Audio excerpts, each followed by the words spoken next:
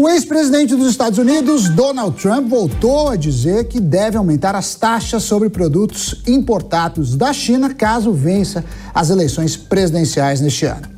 Confira o que ele disse quando foi perguntado se elevaria as tarifas sobre a China em 60%.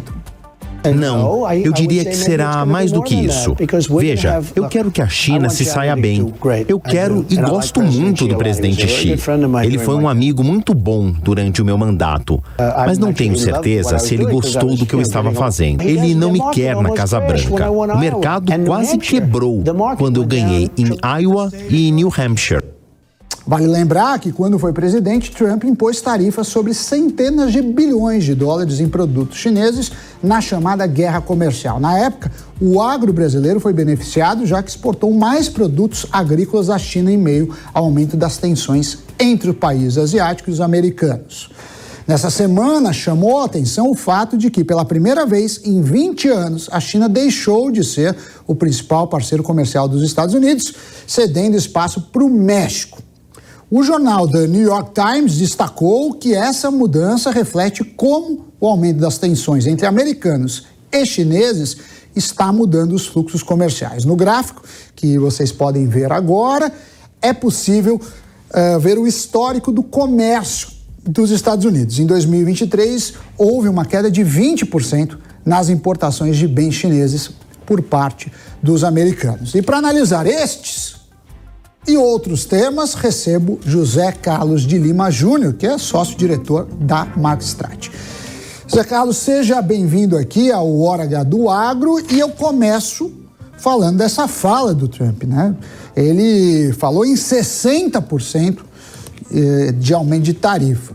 Você acredita que, se ele vencer, lembrando que ele é o provável eleito, ele vai fazer o que prometeu? E se fizer, qual a consequência disso? Olá, Sami.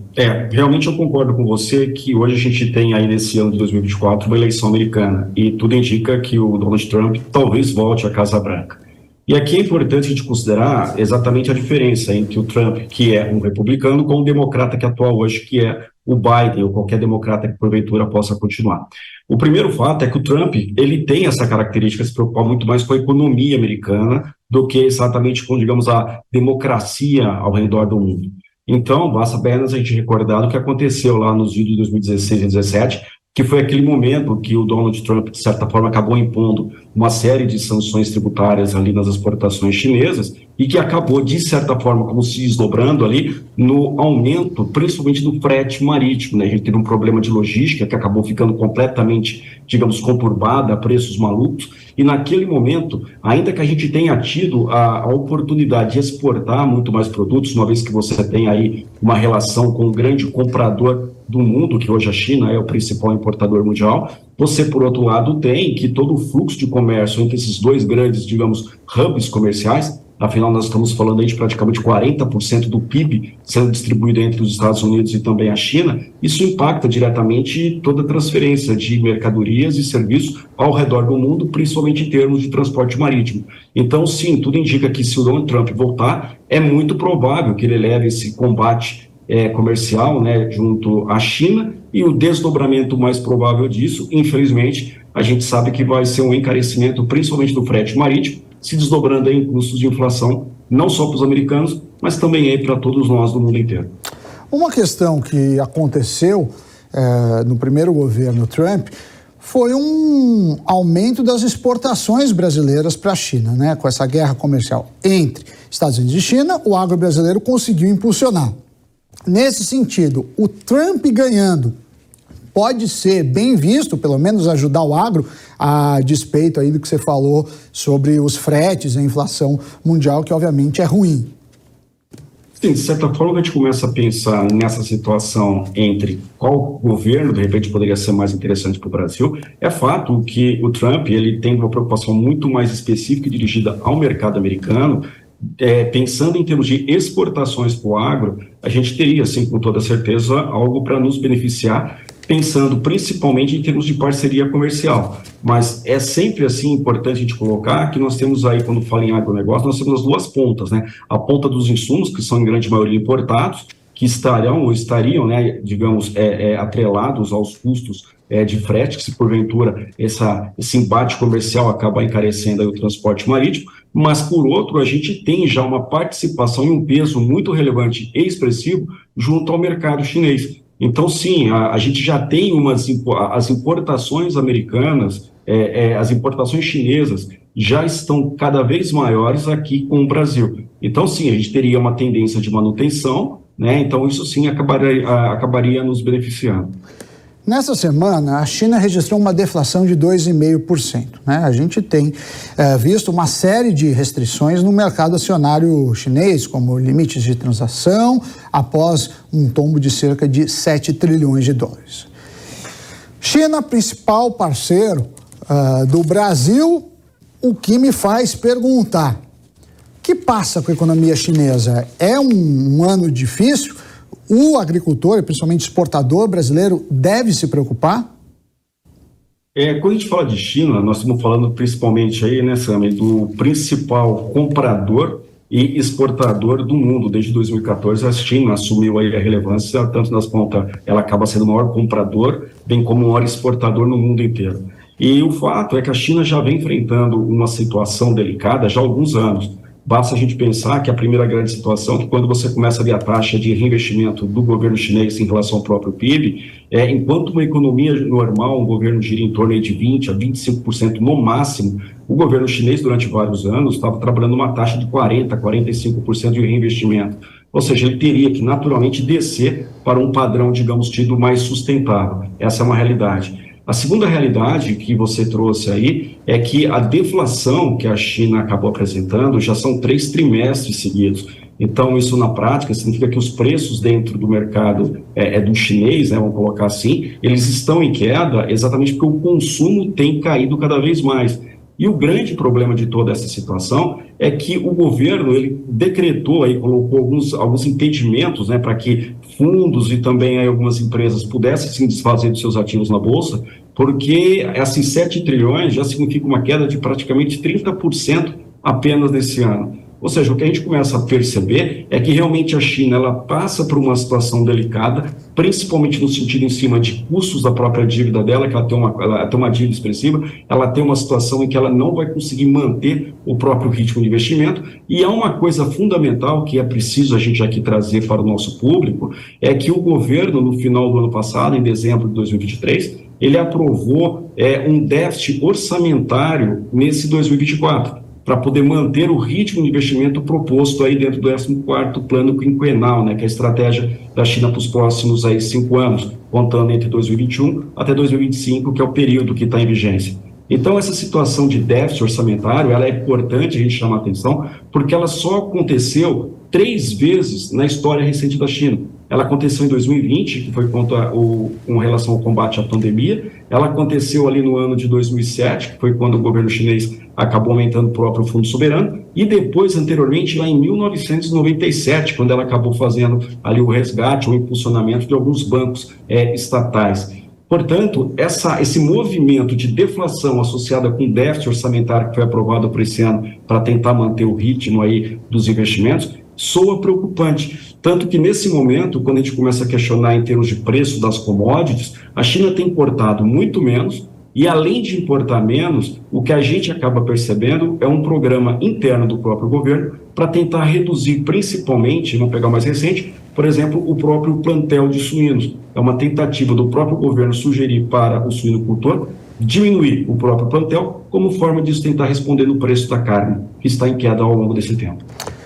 Tem uma análise sua em que você citou um termo, que eu acho que vem do inglês, uma verdade inconveniente, a qual você afirma que o tamanho da safra do Brasil importa pouco se a demanda chinesa cair. E você faz reflexões sobre a China está passando um período difícil, mas a gente sabe que quando vem uma crise, não é todo mundo que sofre igual. E nesse sentido, eu te pergunto, quais commodities que exportamos seriam as mais afetadas nesse cenário para 2024 e talvez nos próximos meses, principalmente? Sami, realmente quando a gente começa a falar, e até você trouxe aí uma fala minha, né, que essa tal da verdade inconveniente, ela é um fato porque a gente tem aqui no Brasil um fato inquestionável que é o clima prejudicando a nossa produtividade nesse 2023 para 2024. E o preço da soja, principalmente, tem caído no mercado.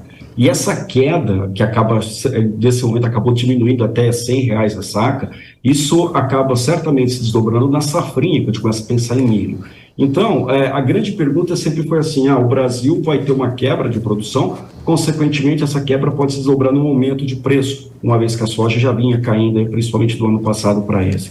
Só que, infelizmente, a gente tem aí os dois lados, tem o lado da oferta e o lado da demanda. E a oferta, por mais que a gente possa vir a ter uma queda, eu inclusive estava até conversando há pouco com alguns profissionais aqui na Marquestrate, geralmente a queda ela precisa também se desdobrar no preço, uma vez que a demanda se mantenha inalterada e o volume de compra permaneça. E nesse momento a China não só diminuiu o próprio volume de compra, mas a China tem um estoque, basta lembrar que do ano passado para esse, a China importou um dos maiores volumes e ela tem aproximadamente aí, vamos colocar aí, cerca de 100 milhões de toneladas que ela trouxe do ano passado para esse. Ou seja, nós temos uma situação em que um parceiro comercial, que é um grande importador, ele tem um grande volume, principalmente de soja, e falar de soja é falar do principal produto hoje nas exportações do agronegócio. Essa é uma situação problema. E uma outra situação problema que acaba derivando disso é que a gente acaba pensando, por exemplo, num parceiro comercial ou num grande produtor comercial, no caso a Argentina, que nesse 2024 está retornando aí com a produção. E, por mais que ela venha entregar no mercado, e a estimativa é na ordem de 50 milhões de toneladas de soja, a Argentina não exporta soja. Era um grande exportador de farelo de soja. E, nesse momento, o preço do farelo está em queda, porque a indústria de moagem chinesa ela já está com uma margem bastante apertada, uma margem negativa, e essa grande oferta de farelo que a Argentina vai colocar no mercado faz com que um subproduto já industrializado, que é o farelo, encontra-se menor do que a própria cotação do grão que dá origem, no caso, a própria soja. E isso acaba pressionando ainda mais essa queda de preço que a gente assiste. Então, respondendo a sua pergunta, quais commodities vão sofrer mais? Com certeza, a primeira, quando a gente começa a pensar aqui no resultado dessa safra, pensando em soja, inicialmente, mas eu também levaria aí para a própria safrinha, já pensando também no milho, que tudo indica que a gente possa vir a ter uma redução de área plantada nesse ano. Eu falei agora há pouco, né, foi ligada à minha primeira pergunta, que a China não é o principal parceiro dos Estados Unidos comercial, que o México passou e se tornou o principal parceiro comercial.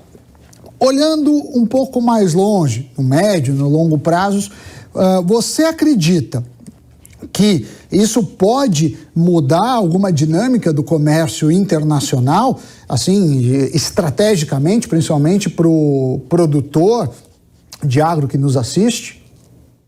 É muito importante a gente considerar o seguinte, aquele rompimento das cadeias de suprimento que nós tivemos, principalmente a partir da Covid, ali deixou muito evidente a grande preocupação do mercado mundial de que transferir toda a cadeia de suprimentos para a China, principalmente numa situação em que você tem uma baixa, digamos, um estoque mínimo para que as indústrias possam rodar, aquilo ali se mostrou extremamente complicado e delicado. Tanto que desde 2020 a gente começa a perceber uma preocupação das indústrias, principalmente em tentar manter outros locais de suprimento para que não possa vir a passar esse problema de desabastecimento.